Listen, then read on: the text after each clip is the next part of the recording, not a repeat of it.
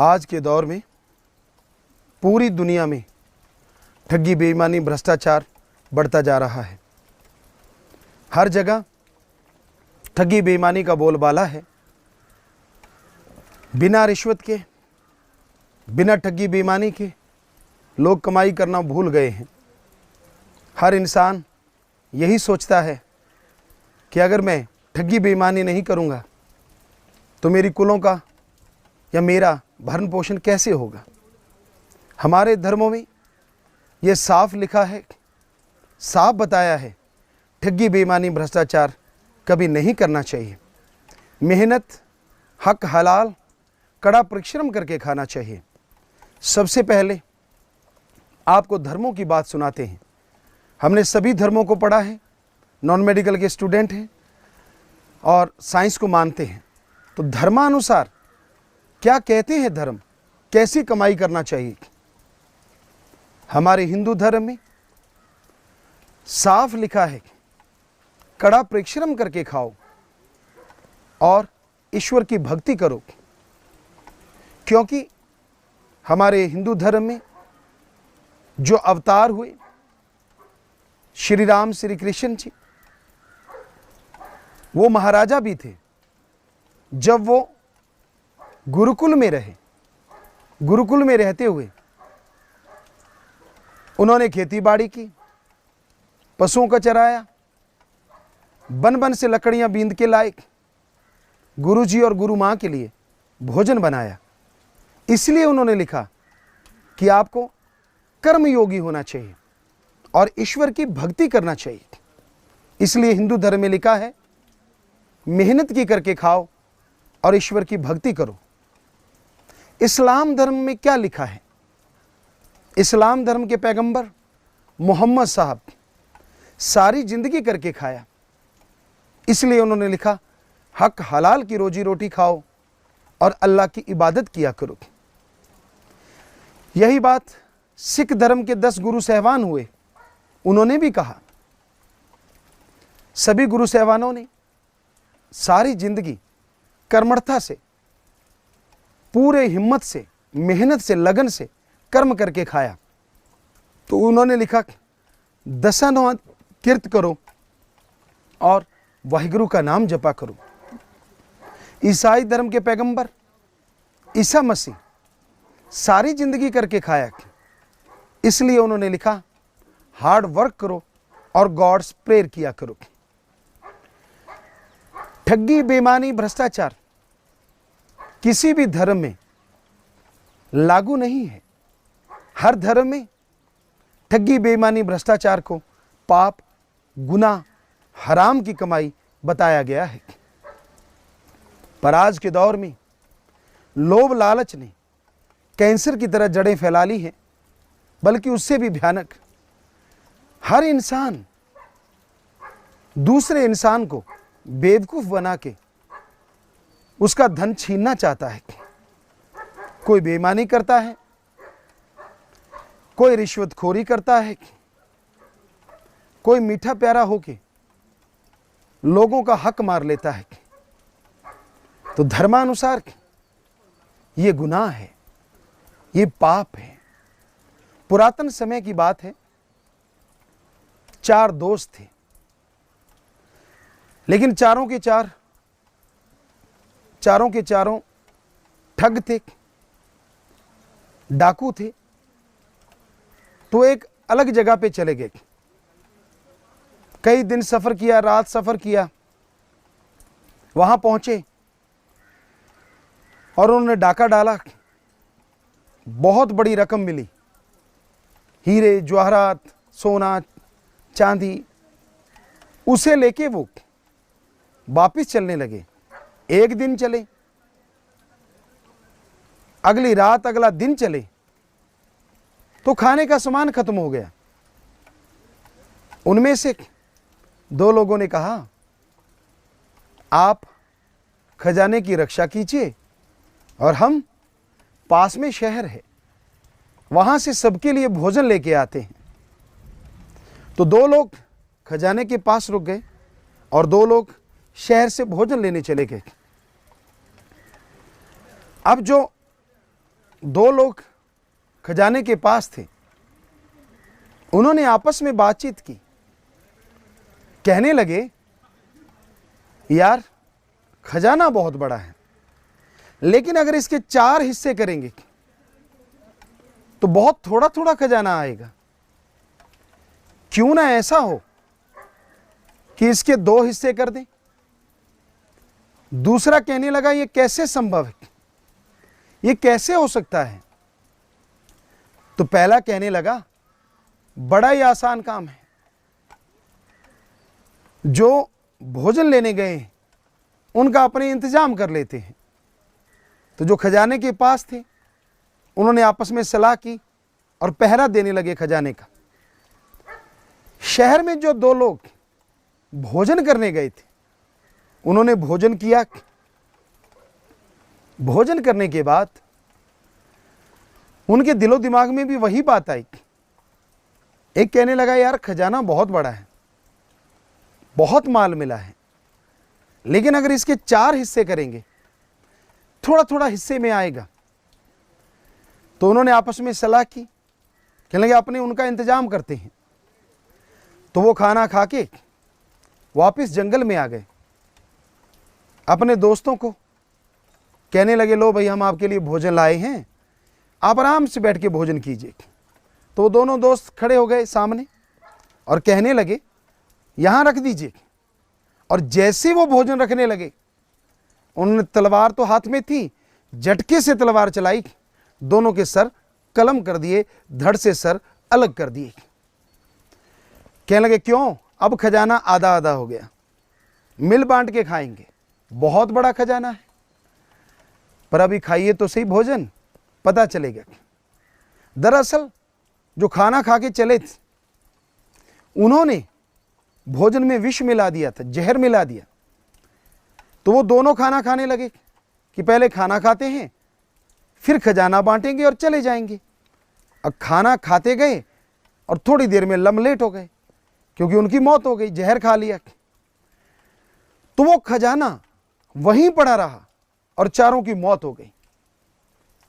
तो इससे साबित होता है कि ठगी, बेईमानी, भ्रष्टाचार, दूसरे का सामान जो आप लूट के खाते हैं वो कभी फलता फूलता नहीं है। और अगर मेहनत का करके खाएं वो बहुत फलता फूलता है।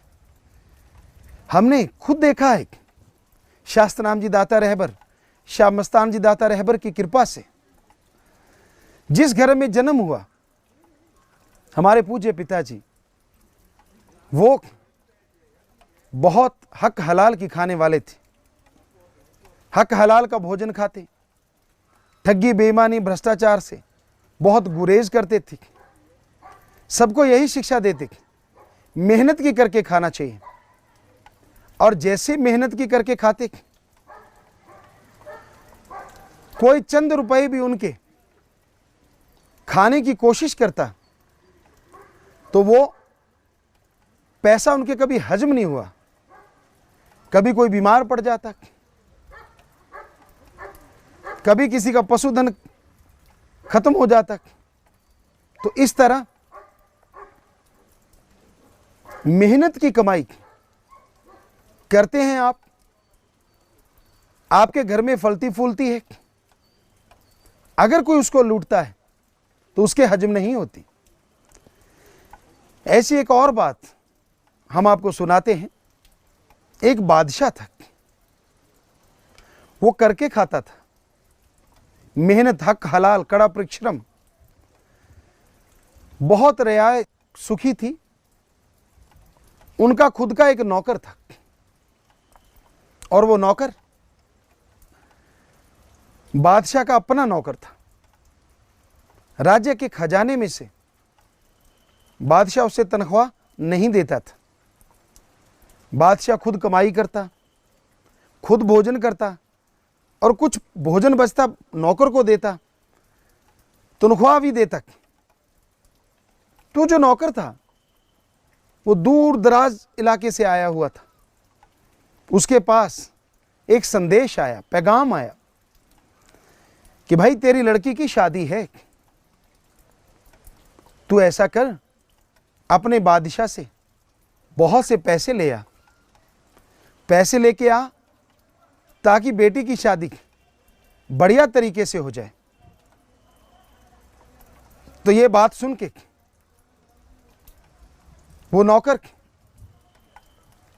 बादशाह को कहने लगा, हे बादशाह सलामत, मेरी बेटी की शादी है, मैं वापिस देश जाना चाहता हूं अपने। आप मुझे धन दौलत दीजिए, हमें पैसा दीजिए ताकि मैं अपनी बेटी की शादी धूमधाम से कर सकूं। बादशाह कहने लगा, भाई तू तो जानता है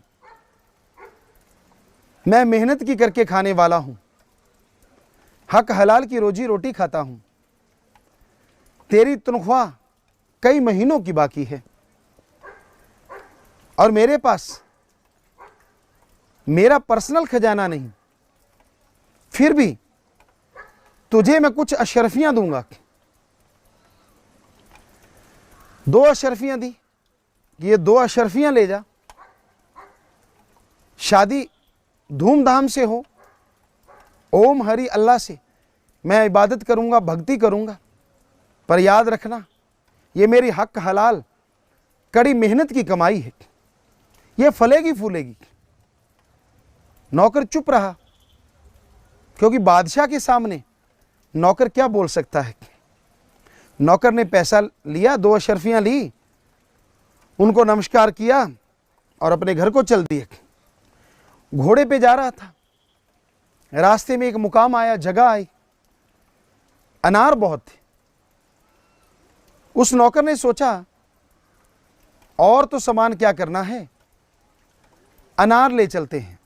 2 अशरफियों के अनार बहुत आ गए, उस जमाने में बहुत आ जाते थे। तो उसने घोड़े पे रखे, 2 गठरियां बांध ली और चल दिया। एक दिन एक रात, आगे कोई ढिंढोरा पीट रहे थे, अनाउंसमेंट हो रही थी। उसने सुना असल में वहां के बादशाह की बेटी बीमार थी और हकीमों ने कहा कि बादशाह सलामत, अभी अनार का जूस अगर मिल जाता है हम दवा देंगे और आपकी बेटी बिल्कुल ठीक हो जाएगी, अदरवाइज आपकी बेटी को कोई बचा नहीं सकता। ढिंढोरा पिटवाया जा रहा था, अनाउंसमेंट हो रही थी कि बादशाह की बेटी बीमार है, जो इस समय अनार देगा वो मुंह मांगा इनाम ले सकता है। उस नौकर ने अनाउंसमेंट वाले के पास जाकर पूछा, क्या अनार दिए जा सकते हैं और बादशाह वाकई मुंह मांगी मुराद पूरी करेगा? कहता हाँ, 2 कहाँ हैं, क्योंकि वो भी बादशाह का नौकर था। वो जानता था कि अगर इस नौकर को दूंगा तो ये खुद अपना नाम करेगा। वो कहने लगा, भाई मैं इंतजाम कर सकता हूं, पर मुझे बादशाह से मिला दो। कहने लगा ठीक है। उसको बादशाह के सामने पेश किया गया। कहने लगा, बादशाह सलामत, आपकी बेटी बीमार है। कहता हाँ। उसको अनार चाहिए, जूस चाहिए? कहता बिल्कुल चाहिए और मुंह मांगा इनाम दूंगा। तो वो नौकर जिसकी बेटी की शादी थी जा रहा था, वहां से अपने घोड़े को खींच के लाया। कहने लगा, बादशाह सलामत, इसकी पीठ पे 2 गठरियां जो हैं वो सब अनार हैं, जितना मर्जी जूस बना लीजिए। सारे अनार वहां ढेरी कर दिए। बादशाह बहुत खुश हुआ। हकीम जो थे उन्होंने उसका जूस निकाला, दवा तैयार की और बादशाह की बेटी को पिला दिया। थोड़ी देर में बादशाह की बेटी ने आंखें खोल ली, उसकी बेहोशी टूट गई, वो उठ के बैठ गई। बादशाह बहुत खुश हुआ, कहने लगे कि आपने मेरी बेटी की जान बचाई है, मांगो क्या मांगते हो। तो वो नौकर हाथ जोड़ के खड़ा हो गया, बादशाह सलामत, सब कुछ है। तो बादशाह कहने लगा, आप कहाँ से आए हैं? उसने बताया, मैं फलां जगह से आया हूं और ऐसे ऐसे करके मेरी बेटी की शादी है, मुझे पैगाम आया था, पर मैं फलां बादशाह का नौकर हूं। उस बादशाह ने मुझे शादी के लिए भेजा है, पर वो बादशाह खुद मेहनत की करके खाता है, मुझे भी तनख्वाह मेहनत से देता है, तो मुझे उसने 2 अशरफियां दी, उसी से मैंने ये अनार खरीदे। कहने लगे, और क्या लेके आया? राजा ने पूछा, कहने लगा बादशाह सलामत, मैं तो बस ये अनार लेके आया था और उससे आपकी बेटी की जान बची। तो बादशाह बहुत खुश हुआ, कहने लगा ऐसा करो 4 रथ लेके आओ, सब सोना हीरे जवाहरात से लबालब भर दो, 3 रथ भर दो और 1 रथ पे इसको बिठा के घोड़े आगे लगा लो, पीछे लगा लो, इसको इसके घर छोड़ के आओ, शादी में सब लोग साथ दो। तो उस नौकर को घर छोड़ने गए और उसने अपने बादशाह को लंबा लेट के माथा टेका, सजदा किया, कहने लगा बादशाह तूने मुझे अपनी मेहनत की कमाई की 2 अशरफियां नहीं दी, बल्कि वो दौलत दी जिससे मेरा इस राजा के दरबार में इतना मान सम्मान हुआ और अब मेरी बेटी की शादी धूमधाम से होगी। सो कहने का मतलब मेहनत की कमाई हमेशा फलती फूलती है और ठगी बेईमानी भ्रष्टाचार की कमाई बर्बाद कर देती है। हम सत्संगे करते रहते हैं और सत्संगे करते करते हम ऐसी जगहों पे गए, यहाँ बहुत बड़े राजमहल थे, संगमरमर यहाँ लगा हुआ था, बहुत कुछ था, लेकिन वहाँ देखने में आया सब कुछ होते हुए भी उनके बेटा नहीं था, बहुत टेंशन में थे, बहुत नशे में थे, सब कुछ तो था लेकिन अंदर का चैन नहीं था, अंदर की शांति नहीं थी, बेचैनी का आलम था, बहुत तड़प रहे थे वो। तो साफ पता चलता है कि ठगी बेईमानी से कभी किसी का भला नहीं हो सकता। ठगी बेईमानी की कमाई हमेशा दुखदाई होती है और आज के दौर में हर कोई इस कमाई पे लगा हुआ है। लोग ठगी बेईमानी भ्रष्टाचार कमाते हैं, विदेशों में जमा करते हैं, उनका नंबर अपने पास है, लेकिन ऐसा नहीं है कि अपने देश में ऐसा नहीं है, बहुत कुछ है। लोग जो बेईमानी से पैसा कमाते हैं, जो भ्रष्टाचार से पैसा कमाते हैं, वो इंसान के शांति को ख़त्म करता है, प्यार मोहब्बत को ख़त्म करता है, तंदुरुस्ती को ख़त्म करता है। इसलिए ठगी बेईमानी भ्रष्टाचार से पैसा नहीं कमाना चाहिए। मेहनत हक हलाल से रोजी रोटी खाओ, मेहनत की कमाई सुखों की खान है। कबीर साहब ने लिखा है, माया होए नागणी जगत रही ढहकाए, जो इसकी सेवा करे उसको ही ये खाए। कि पाप जुल्म की जो कमाई है वो नागनी की भांति है। जिस तरह नागनी को अगर कोई पालना चाहे, उसकी सेवा करे, पता नहीं कब वो डंक चला दे, उसी तरह ठगी बेईमानी है, भ्रष्टाचार है, इसकी कमाई पता नहीं कब दगा दे दे। आप लुट जाओ, आपको घाटा पड़ जाए, एकदम से हार्ट अटैक, कई आधे पागल, कई पूरे पागल हो जाते हैं। ठगी बेईमानी करने वालों को हमने तड़पते देखा। एक इंसान हमारे पास आया जो बहुत धनवान था, अपने देश में नंबर रखता था, धनवानों में जिसका नंबर था, और कहने लगा, गुरुजी मैं आपके पास आया हूं, मैं बहुत परेशान हूं, मैं बहुत दुखी हूं। हमने पूछा, भाई आप तो धनवानों में नंबर रखते हैं, आपको क्या परेशानी हो सकती है? कहने लगा, नहीं मैं बहुत दुखी हूं। हमने कहा, ऐसा कीजिए, आओ फॉरेन कंट्री जाइए, वहाँ से ट्रीटमेंट करवा लीजिए, एक्सरे करवाइए, अल्ट्रासाउंड करवाइए और सीटी स्कैन करवाइए, MRI करवाइए। कहने लगा, गुरुजी मैंने सब करवाया है, पर रात को नींद नहीं आती और दिन को चैन नहीं आता। हमने कहा, आपको सच्ची बात कहें? कहने लगा, बोलिए, बुरा ना मानना। कहता, कहिए। हमने कहा, भाई आप लोगों का खून चूस चूस के पीते हैं, आप जिनका खून चूस के पीते हैं उनकी बद्दुआएं आपके साथ चलती हैं और वो आपको बद्दुआएं देते हैं। अगर आप उनकी बद्दुआओं से जीवन इसी तरह जियोगे तो आप दुखी रहोगे, परेशान रहोगे, गमगीन रहोगे, कभी सुख का साह आप नहीं ले पाएंगे। जिस तरह आपने खून चूसा है वो बहुत ही दर्दनाक है। ठगी बेईमानी भ्रष्टाचार जो आपने किया है वो आपके चैन आराम शांति को खा चुका है। तो सिर झुका के कहने लगे, गुरुजी आप जो कह रहे हो सच, मैंने अमीर बनने की ठानी है। मैंने ये नहीं देखा कि कोई मर रहा है, कोई दुखी हो रहा है, कोई परेशान हो रहा है। मैं तो सिर्फ यही करता चला गया कि मैंने नंबर 1 धनार बनना है। तो हमने कहा तभी आप दुखी हैं। कहने लगा इसका कोई हल है? हमने कहा हाँ इसका हल है। ईश्वर का नाम जपो, अल्लाह वाहिगुरु गॉड खुदा राम की भक्ति करो, और जिस तरह आपने ठगी बेईमानी भ्रष्टाचार करके लोगों को दुखी किया है, उसके उल्ट आप उन गरीबों का साथ दीजिए, भूखे को खाना खिलाइए, प्यासे को पानी पिलाइए, कोई बीमार है उसका इलाज करवा दीजिए। कहने लगा जी सत बचन, मैं ऐसा करूंगा। और वो सज्जन चले गए। अखबारों में, न्यूज़ में बाद में ये चीज़ें पढ़ने को मिली कि वो ऐसा काम करने लगे। साल बाद वो हमारे पास आए। कहने लगा गुरुजी आपने जो कहा था वो मैंने किया, और मैं सच कहता हूँ, दिल से कहता हूँ, अब मैं आराम की नींद सोता हूँ। पहले नींद नहीं आती थी, बहुत बढ़िया मेरे पास बिस्तर थे, लक्ष्मण झूले की तरह जो मुझे झूठे देते थे, मुझे झुलाते थे। बड़ी नींद नहीं आती थी, फिर भी इंजेक्शन लगाता था तब जाके नींद आती थी। नींद भी किराए की थी।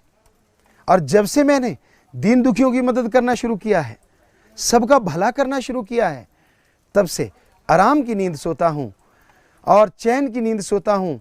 दिन को भी चैन रहता है, रात को भी आनंद आता है।